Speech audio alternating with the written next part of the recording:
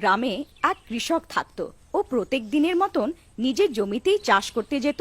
হঠাৎ সে দেখে চমকে গেল যে তার জমিতেই একটা সাপ দেখা পেল। কৃষক দেখে ভয় পেয়ে গেল। তখন সে সাপটাকে তাড়ানোর চেষ্টা করলো, কিন্তু সাপটা নিজের জায়গা থেকে একটুও নড়ল না। আরে সাপটা কোথায় থেকে এসে গেল? সে যদি আমায় কামড়ে দেয় আমার মৃত্যু নিশ্চিত। আমাকে একে এখান থেকে যেভাবেও তাড়াতে হবে।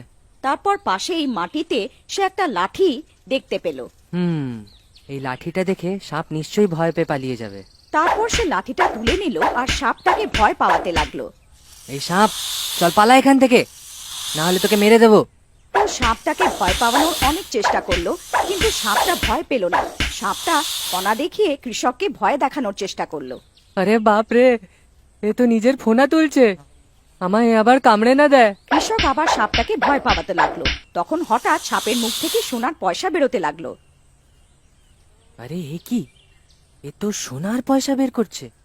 মনে হয় এটা কোনো জাদুকর সাপ। আরে বাহ বাহ বাহ, আজ তো মজাই এসে গেল। আমার তো লটারি লেগে গেল। আমার বউ আমাকে বেকার ভাবতো না, সোনার পয়সাগুলো দেখালেই ও খুব খুশি হবে।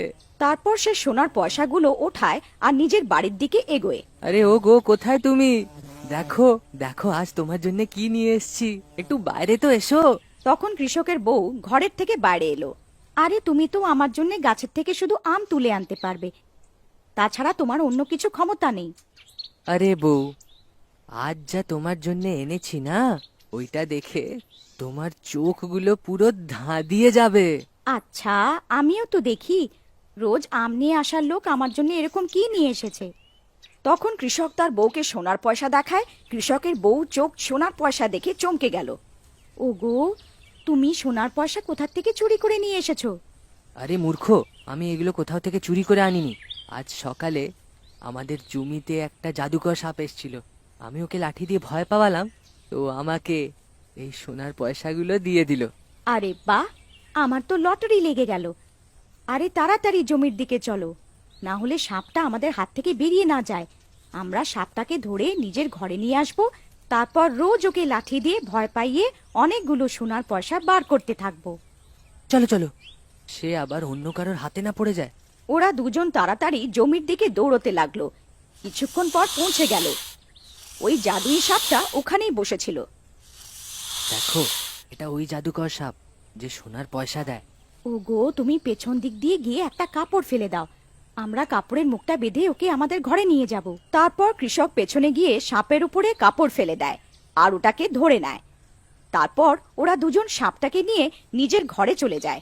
শোনো, তুমি একটা কাজ করো, আজ সাপটাকে এই ঘরটার মধ্যে ছেড়ে দাও, তারপর আমরা ভয় পাওয়াবো।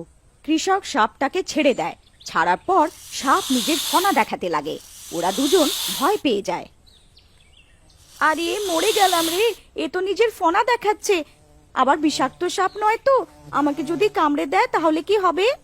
আরে ভয় পেও না, এ কামড়ায় না, শুধু তোমায় ফনা দেখিয়ে ভয় পাওয়াবে।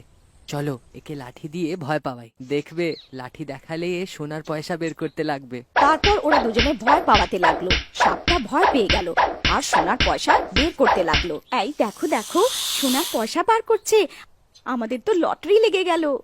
সেই সময় বাইরের থেকে একটা লোক যাচ্ছিল।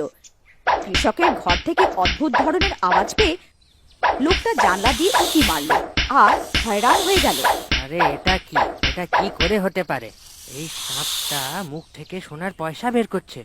আমাকে এই কথাটা বাকি গ্রামের লোকেদের তো বলতে হবে। তারপর সে লোকটা ওখান থেকে দৌড়ে চলে যায় আর গ্রামের লোকেদেরকে পুরো কথা বলে। তুমি কি সত্যি বলছো সাপটা সোনার পয়সা বের করছিল? আরে হ্যাঁ ভাই, আমি নিজের চোখে দেখেছিলাম যে সাপ আর ওর বউ ওই সাপটাকে লাঠি দিয়ে ভয় পাওয়াচ্ছিল, আর ওই সাপ ভয় পেয়ে সোনার পয়সা বের করছিল। ভাই, এরম করে তো শ্যাম গ্রামের সব থেকে বড় ধনী লোক হয়ে যাবে। চলো এক্ষুনি ওর ঘরে গিয়ে সাপকে নিজে ধরে আমরাও কিছু পয়সা বানিয়ে নিই। তারপর সবাই মিলে শ্যামের ঘরের দিকে যায়।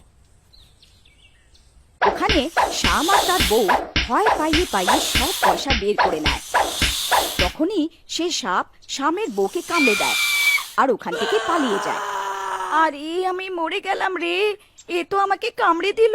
হায় ভগবান, এখন আমি কি করব? আমি আর বাঁচবো না, আমি মরে গেলাম রে। এই সোনার লোভ তো অনেক ভারী পড়ে গেল রে। হায়, আমার মনে হয় এই জাদুঘর সাপের পুরো গ্রামে পাওয়া যাবে না। এই সাপ নিজের বিষ বের করতেই পারবে। আপনি যান, সাপটাকে ধরে নিয়ে আসুন। হ্যাঁ ঠিক আছে ঠিক আছে, তুমি এখানেই দাঁড়াও, আমি এক্ষুনি সাপটাকে ধরে নিয়ে আসছি। ওইদিকে গ্রামের লোকেদের সাপের সাথে সামনাসামনি হয়ে যায়। আরে দেখো, এটা তো ওই জাদুই সাপটা। চলো একে সবাই মিলে মারি, তাহলে এ সোনার পয়সা দেবে। তারপরে সবাই মিলে সাপটাকে লাঠি দিয়ে মারতে লাগলো। তখনই ওখানে সাপ পৌঁছে গেল। আরে মরে গেলাম রে, মনে হয় গ্রামবাসীরা তো ওকে মেরেই ফেলবে। যদি সাপ মরে যায় তাহলে আমার বউও মারা যাবে। আমাকে যেরম ভাবে ওকে বাঁচাতেই হবে।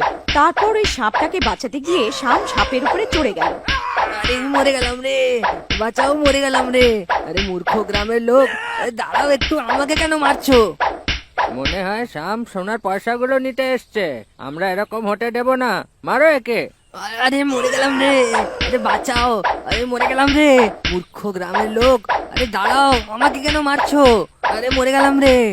আরে ভাই, এই সাপটাকে মেরো না, এই সাপটা জাদুকর সাপ। এই সাপটা আমার বউকে কামড়েছে, আর কেবল ওই এই বিষটা বের করতে পারবে।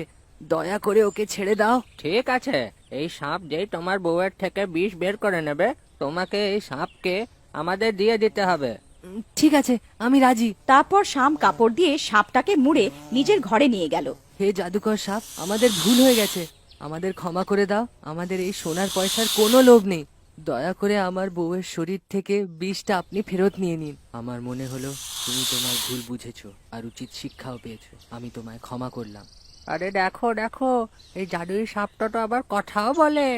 তুমি ঠিক বলছো ভাই, আমরা এখানেই অপেক্ষা করছি। যেই শামের বউয়ের বিষ বেরিয়ে যাবে, আমরা সাপটাকে ধরে নেব। তারপর সাপটা শামের বউয়ের বিষটা বার করে দিল। হে জাদুকর সাপ, আমাদের এই সোনার পয়সায় কোনো লোভ নেই। দয়া করে তুমি এটাও ফেরত নিয়ে নাও। আরে মূর্খ, আরে মূর্খ শ্যাম, এটা কি করছিস? সোনার পয়সা ফেরত কেন দিচ্ছিস? আমার মনে হয় আমাদের এখনই ভেতরে যাওয়া উচিত, নাহলে এই শাম সব জিনিস ভেস্তে দেবে। এই শাম, তুমি কথা দিয়েছিলে তোমার বউ ঠিক হওয়া মাত্র সাপটা কিন্তু আমাদের দিয়ে দেবে, আর এই সোনার পয়সাগুলো আমাদের। তোমার এই সোনার পয়সার উপরে কোনো অধিকার নেই। না না ভাইরা, আমাদের এই সোনার পয়সার উপরে লোভ করা উচিত না। আরে বা শাম, যখন তুমি নিজে সাপের কাছ থেকে সোনার পয়সা নিচ্ছিলে, তখন তোমার বুদ্ধি কোথায় গেছিল? আর যখন আমাদের পালা এলো, তখন খুব বুদ্ধির কথা বলছো। তোমার যত সোনা দরকার আমি দেব, কিন্তু আমার একটাই শর্ত আছে। আমি যতই সোনার পয়সা দেব, তার উপরে শুধু একজনেরই অধিকার আছে। বলো, তোমাদের মধ্যে কার সোনা দরকার? গ্রামবাসীরা, প্রথমে আমি সাপের কথা তোমাদের বলেছিলাম, তাই সোনা পাওয়ার অধিকার আমার। আরে বা ভাই হীরা, তুমি তো বড় চালাক বেরোলে। একলা সোনা নিয়ে নেবে? এই পুরো সোনাটা তো আমি নেব। আরে আমি কি বোকা নাকি যে এতক্ষণ ধরে পেছন পেছন দৌড়াচ্ছি? এই সোনার উপরে তো আমার অধিকার। না না, এই সোনার উপরে আমার অধিকার। কেমন কথা বলছো ভাই? আমার কথা তো কিছু ভাবো। এই সোনার উপরে আমার অধিকার হওয়া উচিত। এই সোনার উপরে আমার অধিকার। এই সোনা আমি নেব। আরে চল পালা এখান থেকে। আরে মরে গেলাম রে। আরে আমায় কেন মারছো? আরে বিশ্বাসঘাতক গুলো, আমি তো তোমাদেরকে বলেছিলাম। আরে মরে গেলাম রে, আরে মরে গেলাম। আরে কেউ তো আমাকে বাঁচাও। আরে মরে গেলাম রে, আরে মরে গেলাম। হে জাদুই সাপ, এটাই উচিত সময়। আপনি এখান থেকে চলে যান, আমাদের মানুষদের লোভ কোনোদিন শেষ হবে না। আরে মূর্খ, দাঁড়াও, আমায় মেরো না। ওই দেখো, ওই সাপটা তো এখান থেকে চলে গেল। তারপর সব গ্রামের লোকেরা হয়রান চিন্তিত থেকে যায়, আর ওদের লোভের জন্যে ওরা কিছুই পায় না।